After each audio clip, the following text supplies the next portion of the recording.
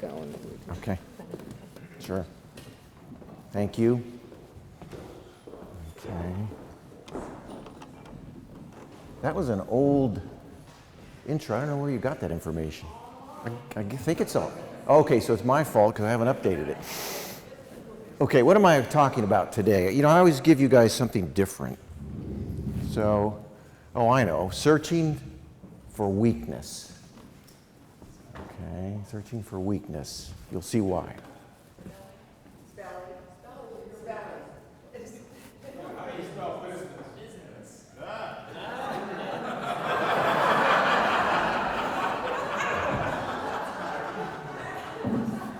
I'll talk about this in a minute. Okay, so I want to talk about update on the business cycle, watching for a recession, a building boom, Santa Barbara County, and then I'll do a little bit on the forecast, since I seem to do some of that. So I'll share some of that today. But first, what can I tell you today that'll make you feel better? How about we give some tequila to Drew?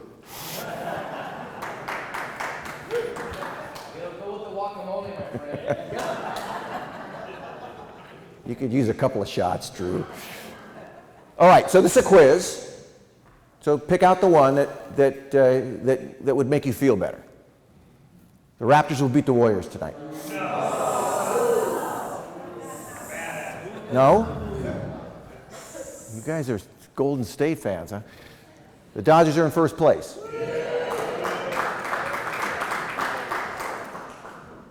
Tiger will win the U.S. Open. He's on a roll. I don't feel bad now, so please don't say anything that will change that.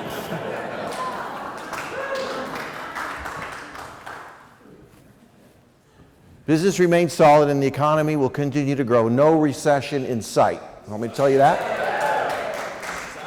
Is that what you want me? Site. Like website. So you guys are critics. Growth will slow, recession next year. Which one of those? What would make you feel better? I think we already know the Dodgers are in first place. So if you like that, you must feel good. Okay? The other one is, you may be hoping for that. You may be hoping for a recession. And I'll talk about that. Okay? Let's go on. Here, another quiz. What best describes how you perceive the broad economy? All right, so raise your hands. Raise your hands as many times as you want, if it fits what you think, what you're feeling. Business is good. I'm having one of the best years of my career. Who says that? Okay, that'll go. Better. Okay. Fuller, you're in there. Okay. Okay, so that's one. All right, good. I'm noticing a change with the stock market bouncing up and down. Yes. Who's noticing a change in things, how you perceive the broader economy now? Okay, probably equal as many, maybe not quite as many. The housing market is signaling future trouble. Is it? Is it sending signals out? Some of you are saying yes, most no, or most are not voting. I've got faith that the Green New Deal will save us all. Really?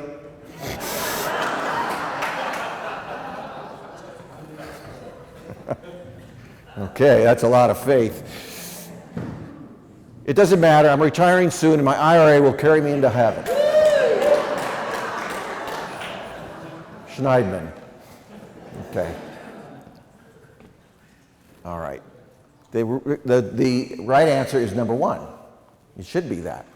That's the right answer. All right. If you're not there, well, then you need to do something else, because so many other professions, that is true. So what you need to know about the economy right now, the stock market is trying to stage another big comeback. I'll talk about that today. I'll show you some. Longer-term interest rates are clearly declining again. People's wealth is at an all-time high for households. American worker sentiment is near all-time record highs. The labor markets are now beyond full employment. Beyond. How can that be? I'll show you. Job openings number, the unemployed. Okay, so here's job openings in the U.S. Look at this, is just a wall, it's just gone straight up. Millions, that means nearly 8 million job openings. And they keep climbing, there's no reversal. And this is fresh data through April. Okay, it's unbelievable how high that's gotten. The unemployment rate in California is now extremely low. In fact, it hasn't been this low since the 1960s. So for many of you, it's in your entire lifetimes. That's where we are. It's edging up slightly, but that doesn't mean anything right now. Here, I want to just talk about this real quickly. This is job openings and the unemployed. So this is the number of job openings, 197,000 in the Bay Area, and this is the number of people that are unemployed. So even if all of these people could fit these jobs, you'd still need twice as many of them. You know, then I got Sacramento and I got Orange County just randomly here. Sacramento, I mean, it's a little bit less, but I mean, that's really something. And Orange County, it's even. So again, you've got more job openings generally than you have people that could really fill them. And what kind of jobs are they? What's the engine right now? What's a big engine? It's technology. It just keeps going up and up and up. All right, look at this. This is through 20. This is in Santa Clara County. I'll show you LA later, or I guess the rest of California. But these jobs can't be filled fast enough right now. This is where it's at. The growth is phenomenal right now. So, how do you handle job openings? Some of you hire. Others of you don't, but some of you hire, right? How many of you have workers who work for you? Okay, some of you. All right, here. Answer this. We don't have any job openings. Who says that? We don't have any. There's nothing for you to fill. Okay, just one or two.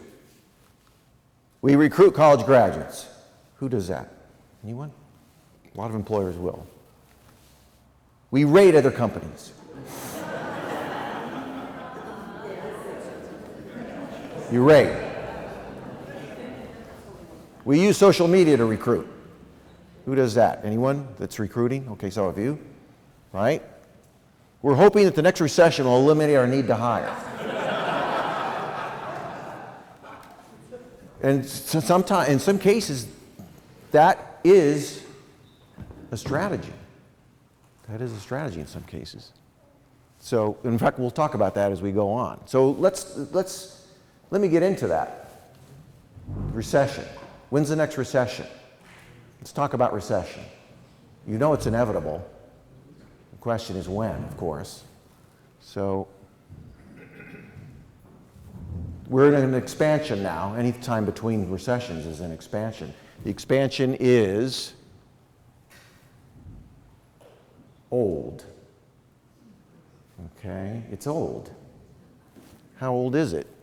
Well, we know that it can't last forever, and it's been going on an awful long time. Things ultimately die. Here is economic expansions, number of months of economic expansion. So this is the entire time period between recessions. All right, and this is how many business cycles or recessions we've had in between, going back to the 1940s. And so we're now, in June, we're in month 119 of the current expansion. The previous records were the 1960s and the 1990s held the record. Okay? So if we can make it to July, we'll tie, and if we can make it to August, which we're very likely to make it, I mean, we're going to be setting a new record for the longest expansion in the last 100-some years since records have been kept. That's where we are. That's how old the current expansion is. Okay, so it's old. Now, you've got to worry about recessions, right? What do recessions do to the housing market? here's home sales, existing home sales in the South Coast here. And I'll do this little experiment with this data. So here's recessions. They impact housing. So that's the 80-82 recession. That's the 1991 recession. That's the 2001 recession. That's the Great Recession that we had after the housing bubble popped. Okay, now what happens? You can see sales decline. In this case, they declined sharply. So they declined sharply in the 80-82. That's when interest rates went up to, the first one, the interest rates went up to 15%, and then, or even higher. This is the 91 recession. That wasn't a mild recession. You didn't see home sales decline that much. And then here's the Great Recession. Really bottomed out. So here's where we are now. All right. You can see that there's some volatility. This is what's going to happen. Something like this. It's happened every time before. But here, take a look at this. This was very severe, mild.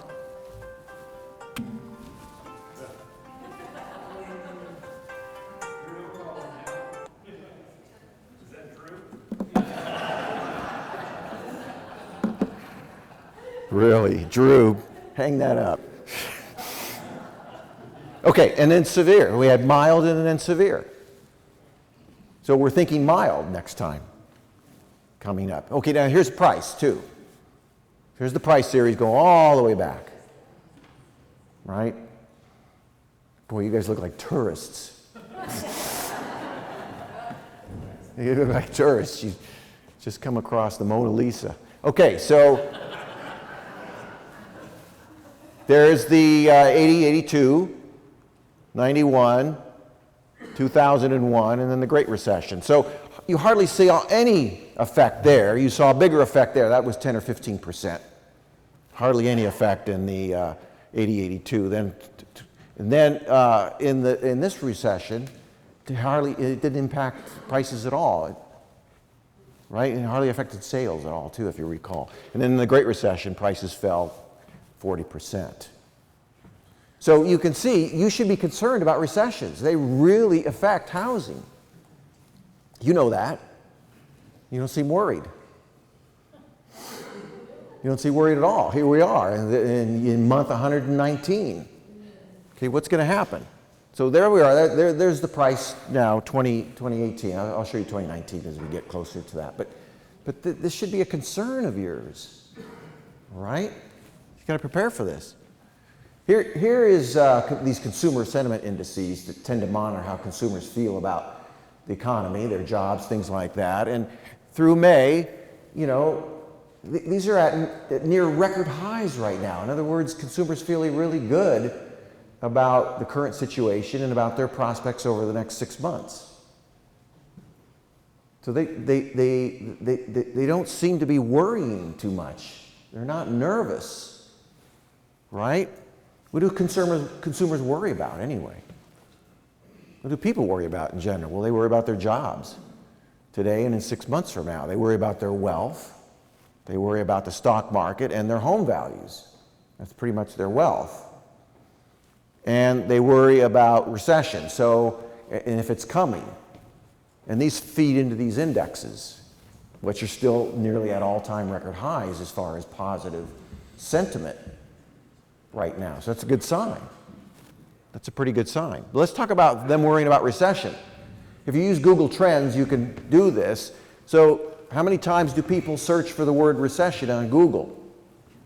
Well, here it is going back to, it's weekly data going back to June of 2014, and I did it all the way up until I think yesterday, right? So it's moving along. There's hardly anything indexed isn't showing much of an increase. And then, boom, this happens. When was that and why? Okay. That was in December, November, December. What was happening then? Stock market was collapsing. And it reached a low for that particular period on Christmas Eve. And then it started to rebound. And then, of course, this came down again. And then we had another little blip up. So we've had this, essentially this heightened response, and I think that was due to tariffs and a little bit more the tariffs being initiated and a little bit more stock market sell-off that we had in March, April. Okay, so this is on people's minds. Recession's on people's minds, and then our governor said in January recession is imminent when he's talking about the budget and putting together the budget for the next fiscal year. So everybody's acknowledging that, hey, the business cycle is old. What are we going to do about this? This is coming. So let me ask you that. When is the next recession? Depends on the election. Okay. Depends on the next election isn't one of the selections here. So Diane, I need you to answer one of these. Okay, so here we go. Coming this summer, who says? Boy, you're pretty definitive there. Early in 2020, like first quarter, few of you, real optimists there. Okay. No later than mid-2020, a year from now. No later than a year from now. Who says that? 2 years. 2 years. Oh, that's what I meant. 2 years. No later than 2 years from now. Who says that? Everybody in the room? Okay. It will begin on May 23rd, 2023. Who says that? Diana, is that your answer? All right. The sooner the better. I need the market to soften up so I can get more listings. Who wants that? Trouble is, you won't be able to sell them. It will soften up. You probably could get more listings. You know, although listings are starting to increase, as we know. Okay, so these three are probably true. You know, that's probably it. We probably can stall off it next year. I'll talk about that shortly. Here's the index of leading indicators. This tends to tell us, give us some lead time as to when a downturn in the cycle is coming. It's one of these, you know, this is one of these long-running economic indexes that we use in order to give us some clues about the business cycle. All right, when it starts to turn down, that's normally a bad sign. So here it is going just back to 2013. It's monthly. Right? It's not turning down. It kind of leveled off with the stock market kind of selling off, but now turning back up again. There's no indication, this is pretty fresh data, that things are eroding. Here's the probability of recession. Another one of these leading indicator things that have a bunch of other composite indicators inside, which that give us the probability that the U.S. will be in the economy in about 6 months. And this is data through April. Well, it kind of ticked up a little bit, but now it's falling again. So none of our bellwether signals is giving us any indication that recession is coming, and yet we're so late, so old in the business cycle. Right? We don't see anything out there that really could, well, we do see a few things, and I'll talk about those, but nothing's happening right now. Normally we get concerned when this goes above 50. It's nowhere near that. It's down to, 16% likelihood. And then here's the Dow, all the daily closings, last 125 days, all the way up through yesterday. All right, there it is, to June 12th. And there's where it hit the low on Christmas Eve, and then it just moved higher over the last several months, and then took another little spill here recently. And you kind of could see that with the recession search. But here we are now. We're only about 500 points from an all-time record high again. It reached that high there in late March, or I guess it was late April. So we're only like a day or two or three from an all-time high again. So investors aren't concerned, and they're normally the most nervous about the economy. There's not much negativity out there regarding a turndown in the business cycle right now. Now, is the housing market sending any signals? We know that it's sputtering in the nation, in California at least, to some extent it's sputtering. In many places it's sputtering. but selling prices are in general still rising.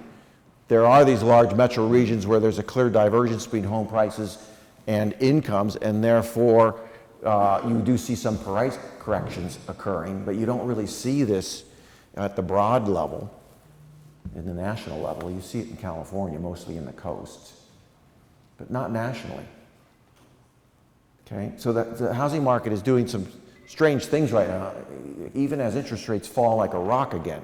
So here's existing home sales. This is the picture, monthly, in the US, nationwide. And, you know, there was this big surge, or relatively speaking, a surge of home sales in 2017 and 2018, but then it started to come down. Now it's trying to struggle back up a little bit because interest rates are falling so sharply, but it's still struggling. Still struggling. And it's still at a relatively low level historically. And then here's the same picture, but for California. And it's kind of all over the place here, right? But it was doing like what the nation was doing, and then it's starting to come down. So what is the housing market telling us here with all of these sales, with the sales picture falling like this? You know, is that going to lead us into a recession? Inventory in California now is rising. We're at the highest level since 2011. Overall inventory. And this is in many areas.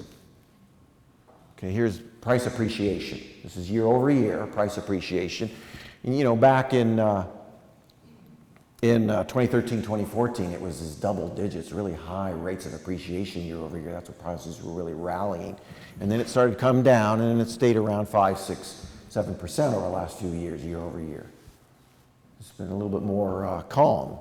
But now we're seeing it practically go to zero. In other words, prices aren't rising anymore in California. It's just a little bit overall. So, I mean, there's another signal. What does that say? How do we interpret that? I'm sure you have your own interpretation of this, but I'm giving you broader trends here. Buyers are thinking about recession. We saw that. They Google it. The governor is talking about it. Everybody's talking about it. Everybody knows how old it is. They remember the bubble. They remember the Great Recession. They remember the chaos. And they're growing a lot more reticent here because nobody wants to buy at the top of the market like everybody was doing in 2007. So that memory is still here. And that's a concern. And so that's why you see, we believe anyway, why you see more reticent to buy homes right now and the adjustments that are going on in the market. Interest rates are falling, sure. And that's affecting affordability, yes. But housing prices are still generally rising, particularly in the lower end of the market. So it's kind of like offsetting the affordability that you're gaining from interest rates, right? The unsustainable affordability levels are correcting in the higher end markets. They are correcting, okay? But right now, from what I can tell, it's not severe and it seems to be healthy. It seems to be moderate and healthy. Here, let's take a look at this. So here are some high housing price areas, and I'll show you some of them again, through April. So Santa Barbara, and it's sort of been moving lateral, and then a little bit down. And Westlake Village down, and then picked up a little bit here at the end. There's San Jose. These are high-priced areas. They're all, you know, $1 million or more. Right, and then here's Zillow. Here's Zillow's numbers. You can do all this on Zillow, but here is San Jose again, and there's the price currently, and there's their forecast. So at the high-end market, Zillow almost has every one of them in decline in their forecast. So expect to see some price corrections in the high end of the market over the next year, maybe even 2. Expect to see that. Don't be surprised.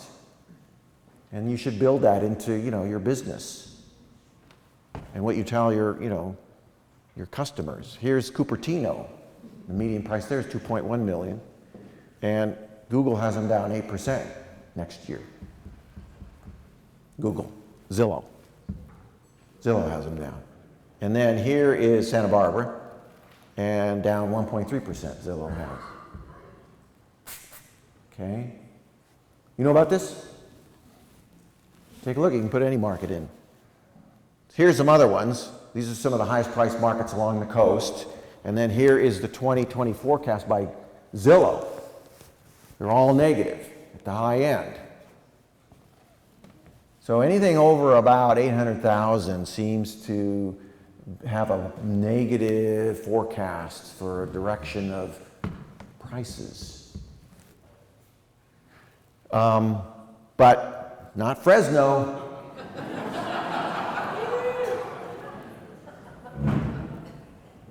Not Santa Maria. Okay? Not Santa Maria. And not even Oxnard. Not any of these low-end places. So take a look. Now, mortgage rates we know are falling again. So these are weekly, all the way up through yesterday, mortgage rates, and the yellow is the traditional conforming, and the blue is jumbos. Jumbos have been less than traditional conforming. Interesting, but it's the way it's been for a while now. And you can see that we're about to, and in some lenders it's even below now, we're about to eclipse for the formal aggregate rate, the 4% mark again. Coming down again. Hasn't been that low since, got to go back here to 2017 and then 2016. So we're revisiting that. And that's what's helping the affordability for the lower end, because that's where you tend to get a big loan, and that's why I think Zillow has the price forecasts all rising at the lower end of the market, because they benefit more from the interest rate reductions. So people will buy those, and it appeals to a broader market for that matter. So what might cause the next recession? I don't see housing as being a signal quite yet. I see housing as correcting in a healthy manner because prices have gotten way far away again, too high, heightened. But the tariffs, the trade wars that are going on, especially, well, pretty much only with China now. I think they're working out that deal with Mexico that's going to work. We'll see how far Mexico adheres to it. So the tariffs are an issue. Other candidates would be if the stock market collapsed again, if the stock market collapsed, if the stock market went down 20 or 30% because investors started to feel pessimistic because, hey, we've got to have a recession at some point. Then, and you had, say, $300,000-$400,000 in the stock market, it's probably going to affect the way you spend if it declined a lot. Okay, affect your wealth. And then the housing market correcting further, that could also affect your spending, and consumer spending is what could drive us into a recession if we don't get enough. And will the retail apocalypse do that? Probably not, because that's just a substitution from, stores that you can go into and Amazon and online stuff. How about world economic growth slowing? Yes, but it's not slowing. It's actually accelerating now. Interest rates rising? Yes, that could cause it, but they're not rising. In fact, the Fed probably won't raise them anymore this year or next. So that's probably not a candidate. Something unexpected, that's probably going to be it. Something unexpected, right? Normally, big building booms may cause that too. Here, what is let me ask you this, and I'll get into the unexpected, or maybe it is expected, but what is the leading engine of growth in California? Here, choose this, another quiz. Another quiz. Aerospace and defense, who says that? No, we know that's kind of not. Technology and digital media, who says that? Okay, there's a lot of those. New development, okay. Healthcare, big one. That's a big one normally. Cultivation of cannabis. Really, you think so? Retail sales of cannabis. Really? Let's talk, it's new development. This is the engine of growth right now. We're in a building boom. in California. Cannabis is not there. Look at that. In fact, the cannabis expectation has fizzled, at least for the moment. I mean, it has potential, but it's not doing what everybody thought it would do. You know, back in 2015, 2016, they estimated that there were 68,000 cannabis growers in the state of California. How many licensed permits are there right now after a year and a half of legalization? About 4,000. So 64,000 growers are still underground. People are not joining the legal cannabis business because the taxes are so high and all the other requirements are so high. And so all the expectations for all this taxation coming into the state of California or even the counties is less than half or less than half of what everybody thought. At least so far. We'll see. I mean, this will change. But we have a building boom. This is Los Angeles. This is what it looks like now. It's cranes down there everywhere. Okay, where is the boom? Where is the building boom going on? San Francisco? Milpas, huh? No, I don't know about that. Is San Francisco, we see the building boom there? Who's been up there? Is it Los Angeles? Sacramento? You've been there? Fresno and Madera? Yes? No? Yes? What's going on there? Butte? Butte County? Does anyone even know where Butte County is? New York? China? What's the answer? All of these. Boom! By any definition of the word. What's going on here? High-speed rail. The train to nowhere. What's going on? It's employing 2,500 construction workers. Big for infrastructure, going crazy. A lot of housing's going into. What about Butte? What about Butte? What's going on in Butte County? Rebuilding after the fire. What happened in Butte? How many homes? 14,000. Close. 14,000. The most ever in a fire in the United States.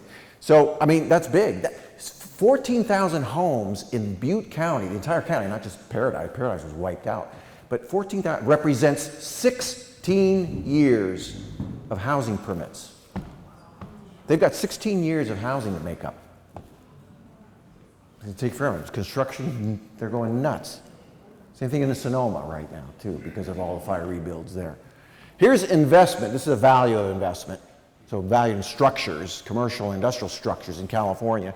And look at 2018. Look at how it kept on setting records and records and records, and then 2018. And even 2019, this is the pace during the first 4 months of the year, so if it continues, it'll be still quite high. We've never seen anything like this. This is the highest it's been since records have been kept. This is what's going on in California right now. You drive anywhere. And then you've got all the infrastructure projects with all the SB1 funding that you're paying for with your driving. Okay, and if you're driving a hybrid, then you're going to be hit with $100 extra on your registration. I mean, an electric vehicle, because you don't use gas, but you still use the roads. Okay, so office vacancy is at very low levels, not so much in LA, although it is, but in San Francisco, even despite all this. And industrial vacancy rates are at record lows right now. And even retail vacancy is low, despite the apocalyptic things that are occurring, because you're getting used. And apartment vacancy, what about apartment vacancy? How's that? Overall in the state, it's very low. It's very low, even though we've built thousands and thousands of new apartments. Thousands. We've seen a huge run-up. You just get snapped up just like that. And normally, when you're in these booms, you tend to get overbuilding at some point. And that overbuilding overhang can lead into recession, because then everybody has got to cut prices sharply, and then banks start to become insolvent. That's how it works. We're not seeing that right now, even with all this real estate boom, all these structures, all these assets coming in.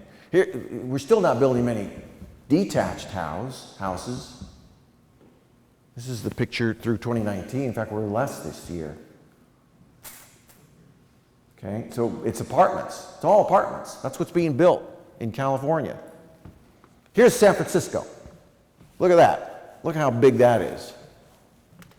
It's going crazy. A lot of office buildings. And a lot of apartments. And that big recreation center. The new stadium. Everything's going in. Here's Los Angeles. This is commercial, industrial, and residential. And, it's at an all-time record high. Well, at least as far back as records can go, because, in certain articles that you'll read about LA, they say that this is the biggest boom in construction activity since the 1920s. So 100 years, in 100 years we haven't seen this kind of activity downtown LA. And LA County in general. That's what's happening. That's what's driving the economy right now in a big way. Construction workers are scarce. They have so many demands put on them. Not only with the building boom, but then with all the fire rebuilds. Right?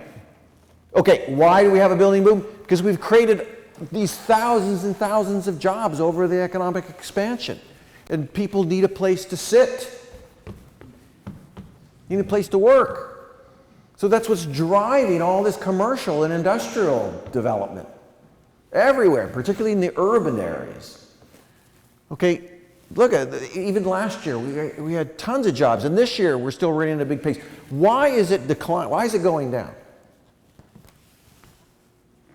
Why is it going down over time? Job creation.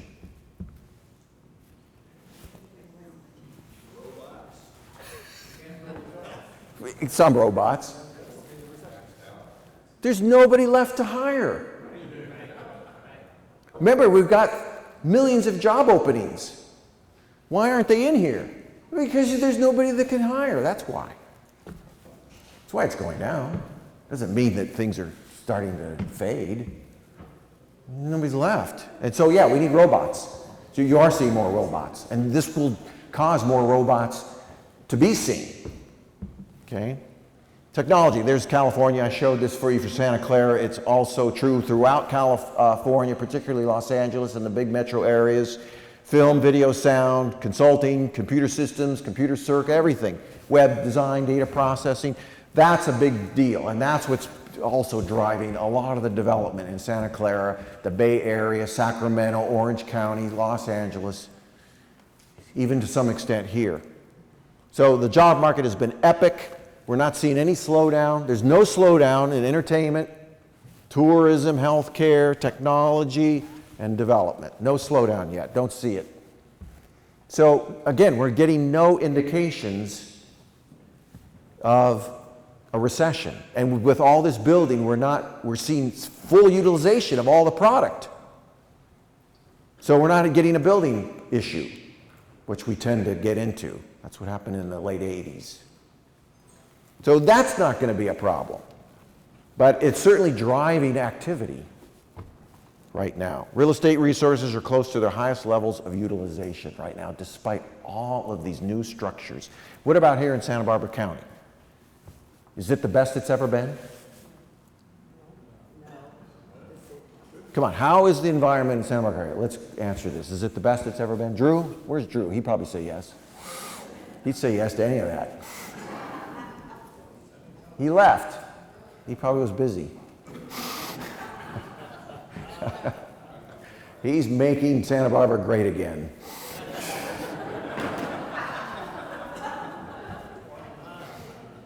Okay, pretty good, but 2005 was better. Who says that? Okay. Fuller, what are you talking about? Who says that? A couple of you?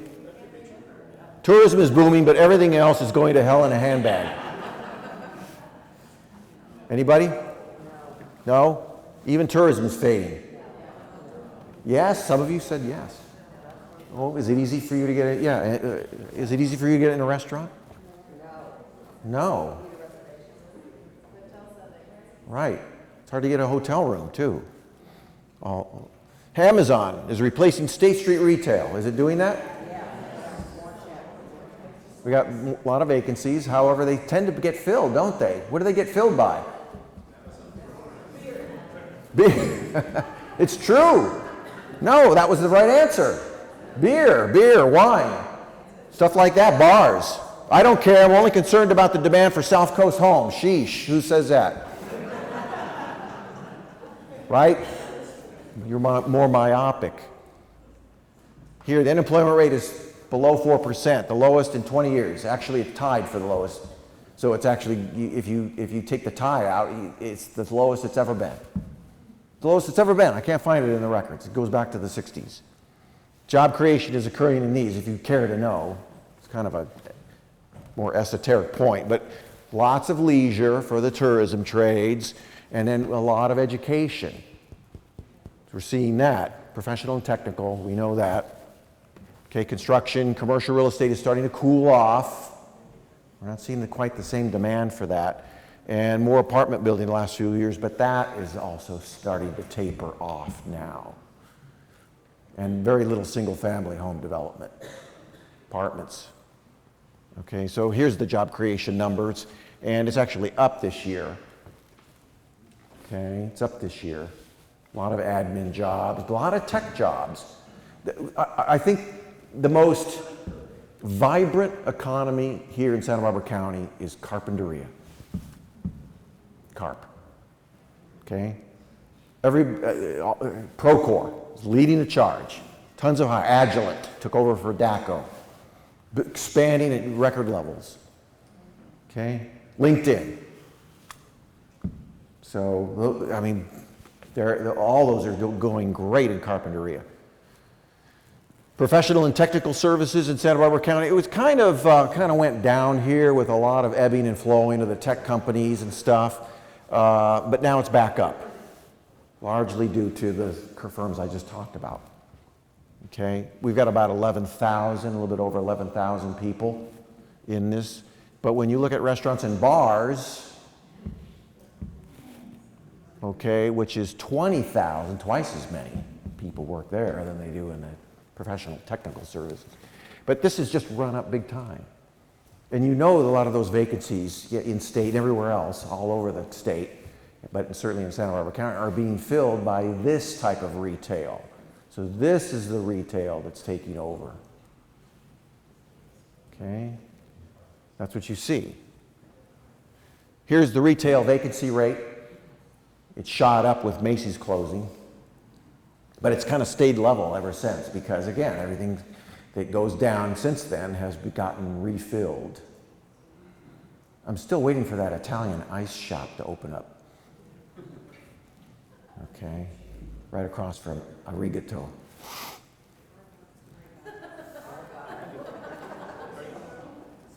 You guys need to learn some Japanese. Okay, here's office vacancy. Okay, carpinteria, I was telling you, carpinteria is vibrant, very low, hardly any office. And Santa Barbara's kind of increased a little bit, so it's not really improving much. We're much better than Ventura. Ventura County is still one of the biggest laggards in the entire state of California due to SOAR.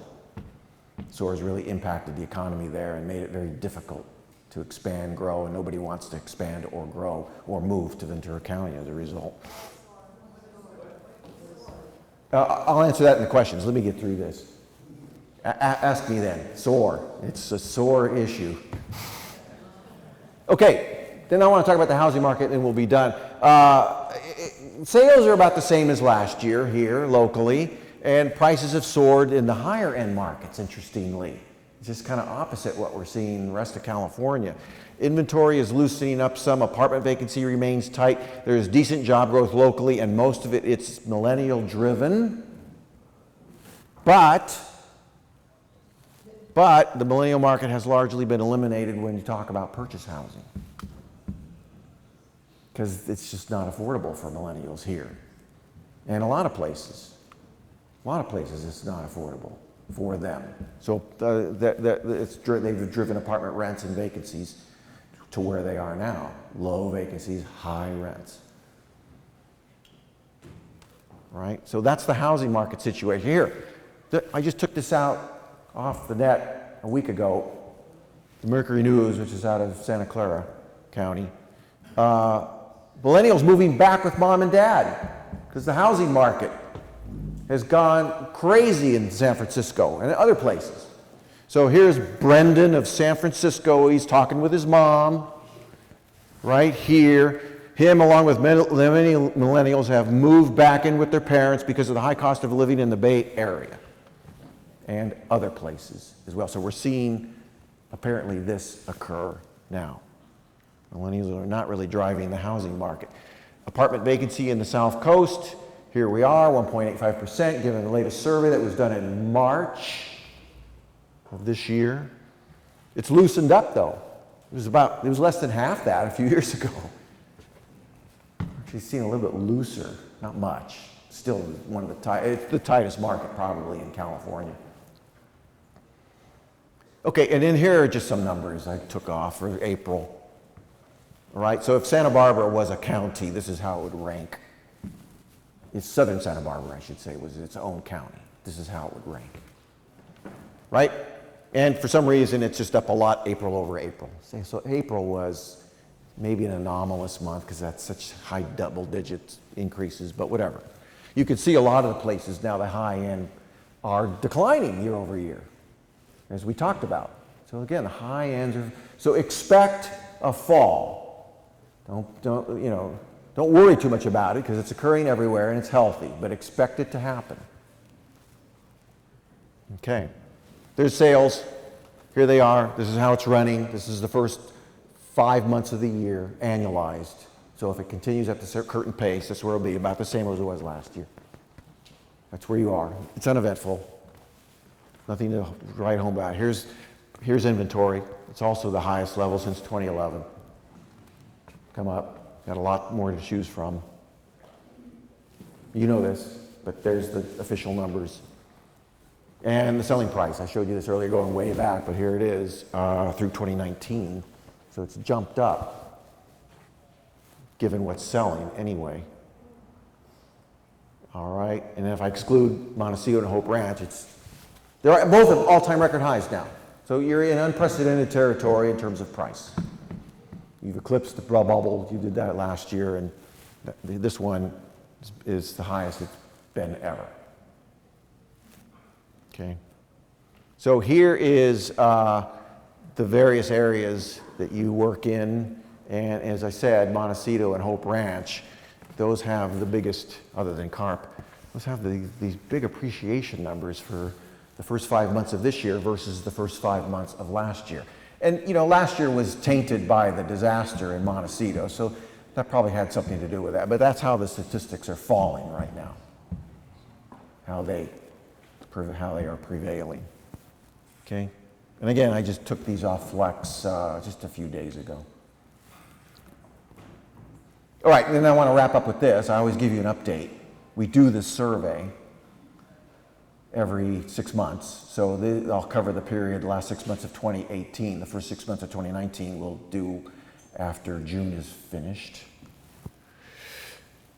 So 312 sales, that represents about 40% of all sales that occurred during that time period. So it's a good sample.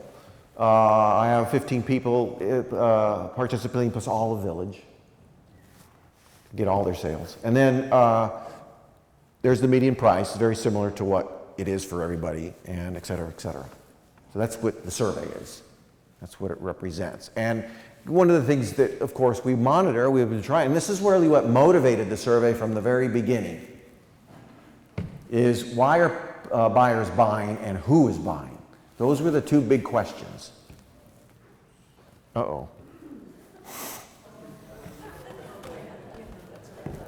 My iCloud storage. Not that it matters.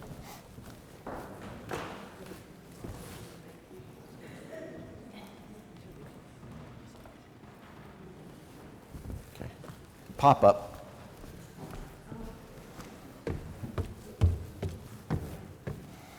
So why are you buying a home here? That's what we asked on the survey. All right, and here's the latest response right here. And it really hasn't changed much.